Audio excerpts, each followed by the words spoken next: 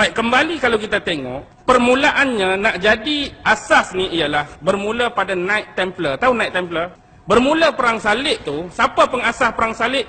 King dia, raja dia, pengasas dia ialah seorang padri yang dipanggil Paus Urban atau Paus Urbanus II. Dialah mencadangkan perang salib ni. Jadi perang salib ni sebenar tak ada dah cintakan kedamaian, tapi dia lebih kepada materialisme. Sebab zaman tu ialah zaman Eropah, zaman Dark Age. Apa Dark Age? Zaman kegelap, zaman kegelapan. Tapi dia duk tengok kekayaan, kemewahan, kemakmuran belah mana? Belah timur kan? Di belah timur. Jadi mereka datang nak jajah, nak rebut balik hasil mahsul tadi, dan yang penting nak dapatkan bumi Palestin yang di dalamnya ada Jerusalem, iaitu Haikal Sulaiman. Jadi dia mengetuai satu konsili ataupun panggil persidangan Claremont. Jadi bermulalah tahun tu tahun 1095. Jadi sepanjang perjalanan ni nak sampai 1095 sampai 1099 baru sampai Jerusalem. 4 tahun tengah jalan ni mereka banyak bantai orang-orang Islam. Mereka bunuh juga sebahagian besar orang-orang Yahudi. Bila ini berlaku 1099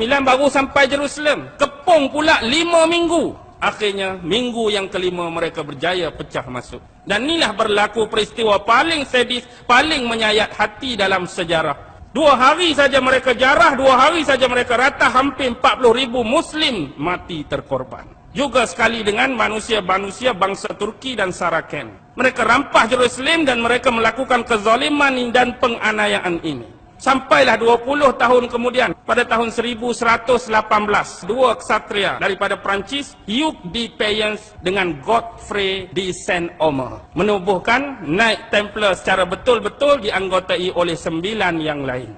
Mereka ni asalnya, Knight Templar ni ialah tentera-tentera miskin yang percayakan Jesus Christ dan kuil Sulaiman. Tapi akhirnya sebab material tadi mereka jadi kaya. Mereka buat apa? Mereka kau untung melalui peziarah-peziarah Kristian yang datang daripada Eropah yang nak melawat bumi Palestin, terutama nak pergi dekat kuil ataupun Haikal Sulaiman tadi. Jadi bila tanah ni mereka dah jarah, orang-orang Eropah boleh datang sesuka hati. Jadi penziarah-penziarah Kristian terutama yang datang nak ziarah tempat ni, mereka buat satu sistem yang dipanggil credit and check. Hampir-hampir nak menyamai sistem perbankan sekarang. Dia start di sini dah. Kemudian mereka menjalankan urus niaga yang dikatakan pada awal abad-abad tu dikatakan kapitalis dah bermula dengan perniagaan berbasiskan bunga ataupun riba. Mereka jadi kaya serta-merta. Sebab yang dulu mereka bawa topeng iman Kristian, bawa simbol-simbol Kristian berupa-rupa salib dan krusid. Tetapi dalam hati mereka nak dapatkan keduniaan, kemewahan. Jadi akhirnya secara ringkas 1187 seorang pahlawan Islam datang ke sini bertempur dalam perang Hittin.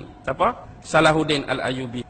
1187 perang, menang kita. Bila menang kita, mereka balik semula. Mereka balik, mereka pergi kawasan Eropah. Hak ni pula jadi pening. Raja-raja Eropah nak menangani politik mereka. Mereka pula dah serang-serang gereja, mereka dah serang padri-padri, mereka dah serang kependetaan. Sebab mereka duduk di Jerusalem, mereka jumpa satu benda. Hak bawah kuil Sulaiman, hak zaman Nabi Sulaiman tu, buku-buku sihir. Hak ni lah digambarkan harta dalam filem National Treasure, lakonan Nicolas Cage tu kan. Mereka dah bawa balik kitab-kitab sihir ni. Hak teras dia aliran Kabalah tadilah. Bentuk-bentuk ritual, occult dan penyembahan bagaimana nak berhubung dengan iblis, syaitan dan dajjal. Jadi akhirnya kerenah-kerenah mereka ni dapat dihidu oleh raja-raja di Eropah. Akhirnya atas campur tangan orang-orang terpenting 1307 Raja Perancis Philip de Bell mengumumkan penangkapan anggota-anggota Knight Templar ni. Gabung pula dengan Paus Clement. Padri masuk serta, gereja masuk serta menyokong Raja Perancis tadi, maka ditangkaplah. Lebih kurang selang 7 tahun kemudian 1314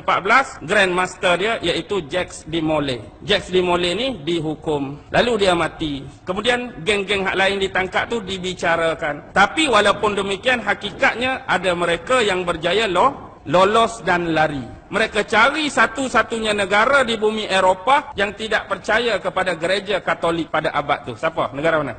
Scotland. Mereka pergi ke Scotland, minta perlindungan. Siapa Raja Scotland masa tu? Robert de Bruce. Robert de Bruce lah lindungi mereka. Akhirnya mereka bergabung dengan siapa?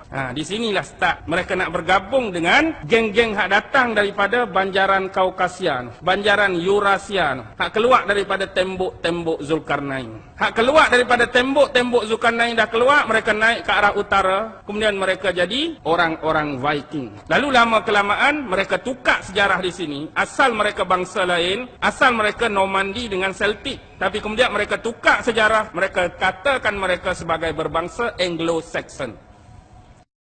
Mereka jadilah tukang-tukang batu, tukang-tukang pembina. Bergabung pula dengan geng hak lari tadi, lalu terbentuklah Lodge Freemason yang pertama di dunia, Scottish Rite. Inilah secara rasmi barulah dikatakan Freemason benar-benar wujud. Tapi benda hak bawa tu, hak zaman Namrus lagi, isi kabalah dia. Sebab tu, siapa yang jadi ahli Freemason, kalau setakat naik pangkat, dia boleh ditabalkan di mana-mana lodge seluruh dunia. Tapi bila dia dah masuk 33 degree, 33 tahap degree, dia perlu ditabalkan di Scotland. Zaman Scottish Rite tu kita perlu faham. Tu zaman dia zaman penyatuan England tu. Zaman kalau kita tengok filem Braveheart, tahu tak filem Braveheart?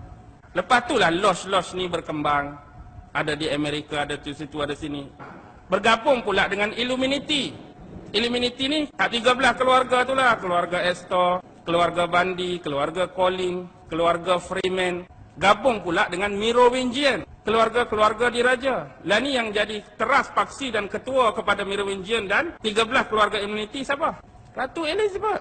Lepas tu bergabung pula dengan hak lain. Ada CFR. Ada Electoral Commission, ada Skull and Bone, macam-macam nama lagi lah. Ada pun nak letak kecil-kecil tu, hak division dia. Tapi hak teras ada pada Freemason, ada pada Illumination.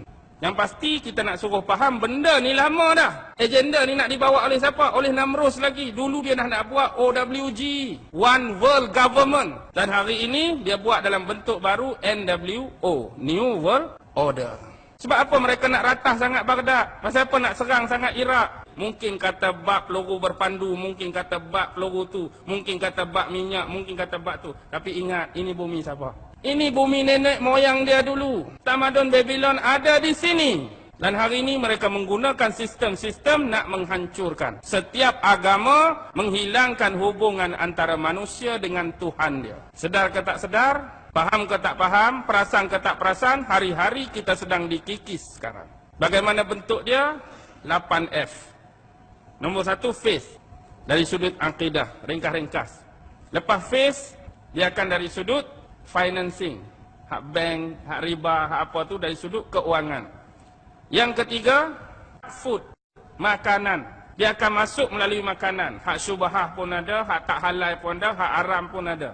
Jadi kita duk makan, kita duk sumbat dalam perut kita, kadang-kadang kita tak perasan tu tak halal, itu haram, hak ni syubhah, hak ni tak ketahuan.